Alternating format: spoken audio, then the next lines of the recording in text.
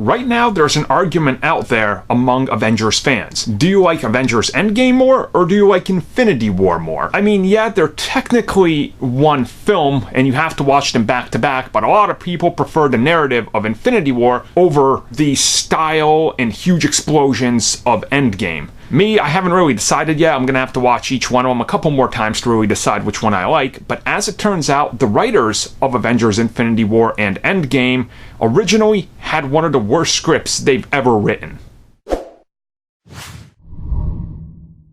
So Marcus and McFeely, the guys that wrote Avengers Endgame and Infinity War, were also in the Marvel camp for a while before this. When they were hired to start writing Infinity War Part 1 and Part 2 at the time, they were actually just starting to work on Captain America Civil War. But naturally, they had to kind of line out where the future was going to take them to know where to plant some pieces in the other film.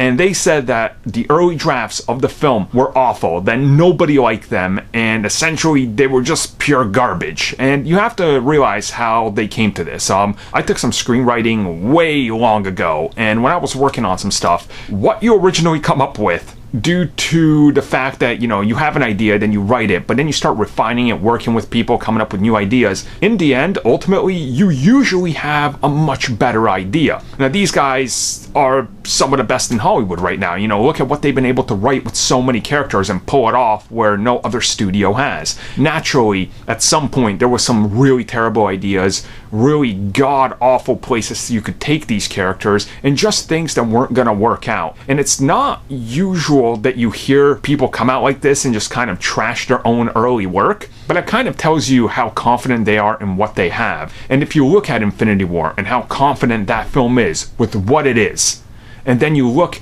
at Endgame, you kind of start to see that these guys have really figured out how they're going to move forward with these types of films. They trust what they're giving you, and they're not really holding much back. And I really do respect this, because being someone that's shot stuff professionally and written stuff, it is almost near impossible. Like, you're always doubting yourself. So the fact that they just came out and they're like, yeah, we had some god-awful ideas, but hey, they turned out good, that's kind of cool and refreshing.